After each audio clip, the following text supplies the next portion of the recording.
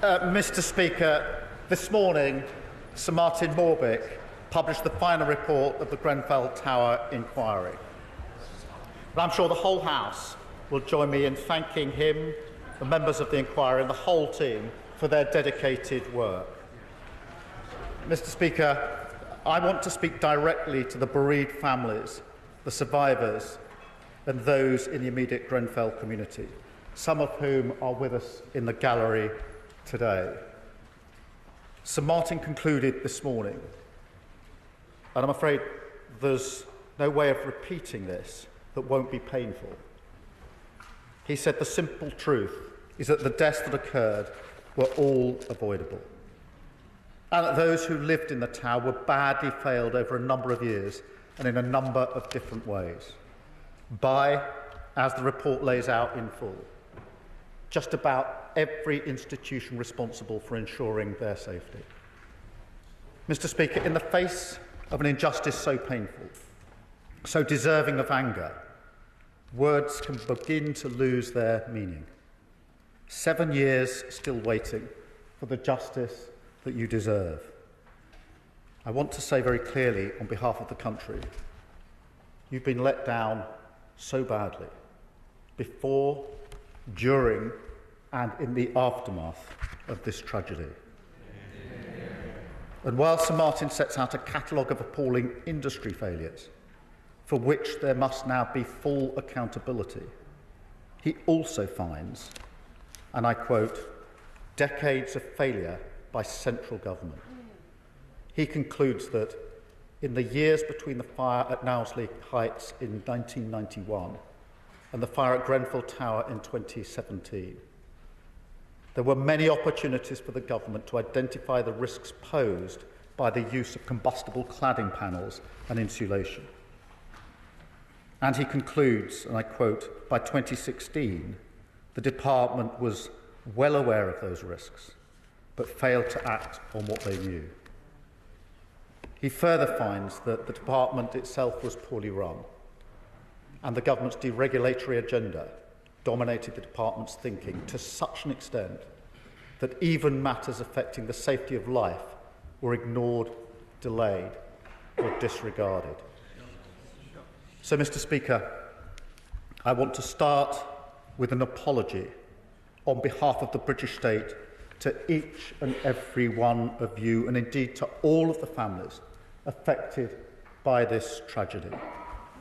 It should never have happened.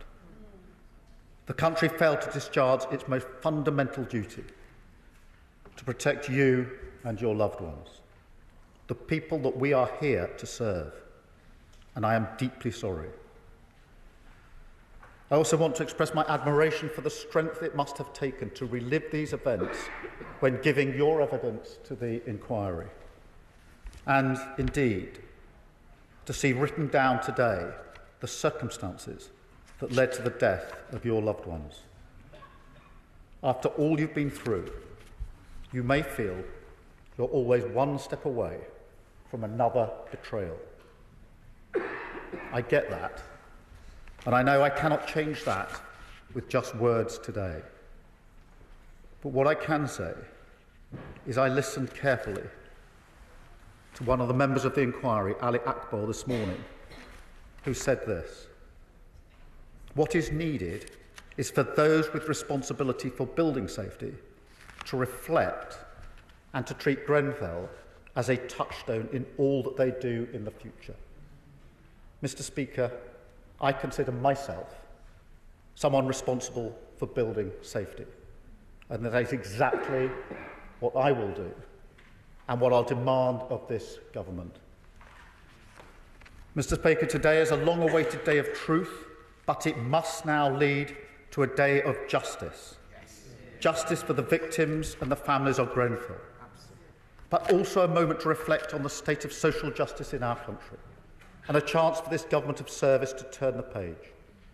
Because this tragedy poses fundamental questions about the kind of country we are, a country where the voices of working class people and those of colour have been repeatedly ignored and dismissed. A country where tenants of a social housing block in one of the richest parts of the land are treated like second-class citizens, shamefully dismissed.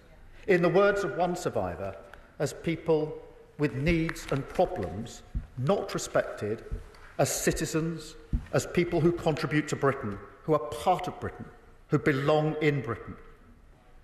And Mr. Speaker, unbelievably, this continued even after the tragedy. Sir Martin highlights, and I quote, "Certain aspects of the response demonstrated a marked lack of respect for human decency and dignity, and left many of those immediately affected feeling abandoned by authority and utterly helpless." Mr. Speaker, that alone should make anyone who feels any affinity towards justice bristle with anger. But Sir Martin continues. He finds, and these are his words, Mr. Speaker, systematic dishonesty on the part of those who made and sold the rain screen cladding panels and insulation products. And he goes on to say, they engaged in deliberate and sustained strategies to manipulate the testing process, misrepresent test data and mislead the market. Sir Martin also cites a complete failure on the part of the local authority building control over a number of years to take basic steps to ensure that the certificates it issued were technically accurate. He finds that the work of the Building Research Establishment was marred by unprofessional conduct, inadequate practices, a lack of effective oversight, poor reporting, and a lack of scientific rigour, and that the tenant management organisation must bear a share of the blame. Its only fire safety assessor, these are his words, had misrepresented his experience and qualifications, some of which he invented, and was ill-informed to carry out fire risk assessments on buildings of the size and complexity of Grenfell Tower. He also finds a chronic lack of effective management and leadership on behalf of the London Fire Brigade, with tragic consequences on the night of the fire. Mr. Speaker, in the light of such findings, it is imperative that there is full accountability, including through the criminal justice process, and that this happens as swiftly as possible. So I can tell the House today that this government will write to all companies found by the inquiry to be part of these horrific failings as the first step to stopping them being awarded government contracts. And we will, of course, support the Metropolitan Police and the prosecutors as they complete their investigations.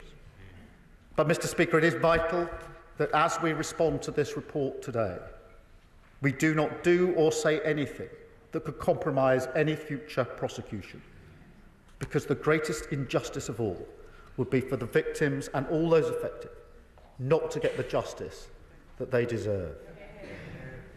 Mr. Speaker, there must also be more radical action to stop something like this from ever happening again, because one of the most extraordinary qualities of the Grenfell community is their determination to look forward.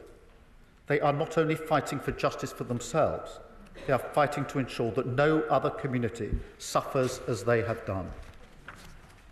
Mr. Speaker, some important reforms have taken place in the last 7 years, reforms that we supported in opposition, including banning combustible cladding, new oversight of building control, a new safety regime for all residential buildings over 18 metres, new legal requirements on social landlords, making sure fire and rescue services are trained and equipped to handle large-scale incidents, including moving from stay put to get out when needed.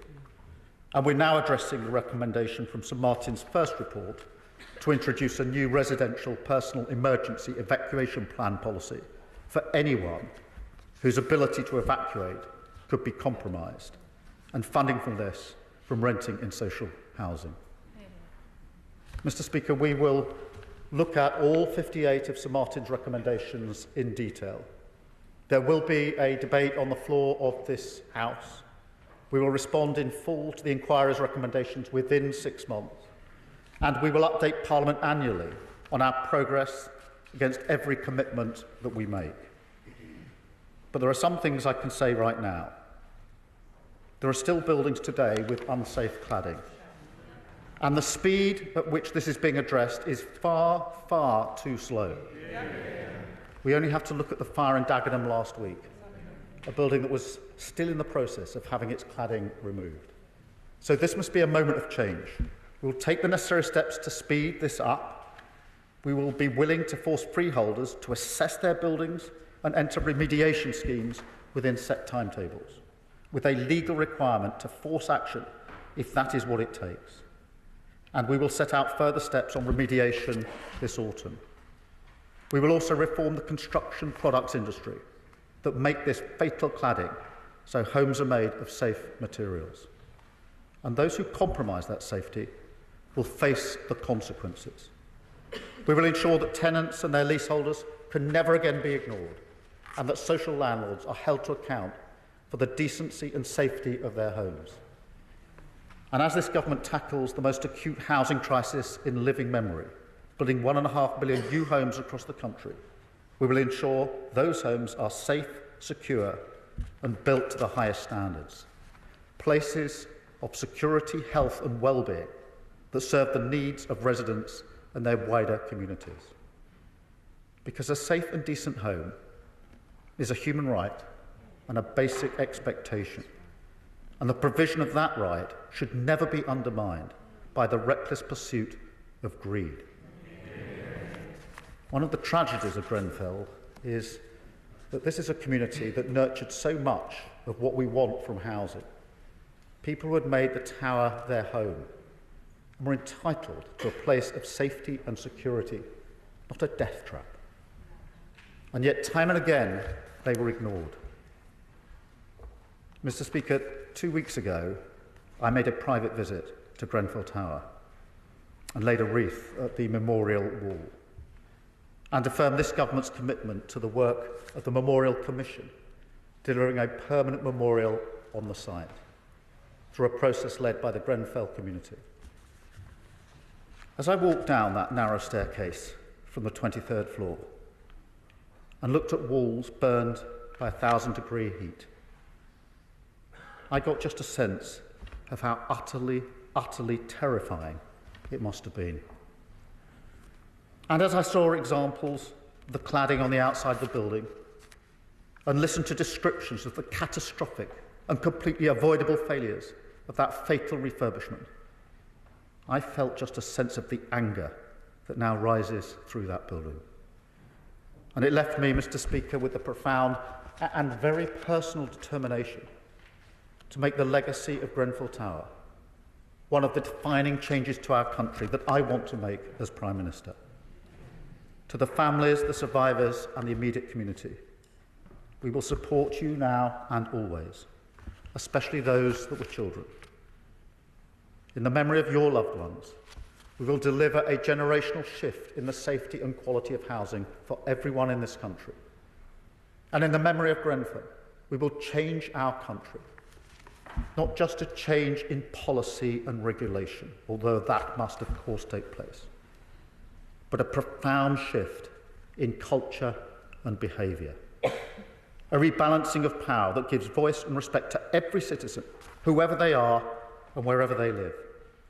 And Mr. Speaker, we will bring the full power of government to bear on this task, because that is the responsibility of service and the duty we owe to the memory of every one of the 72. And in that spirit, I commend this statement to the House.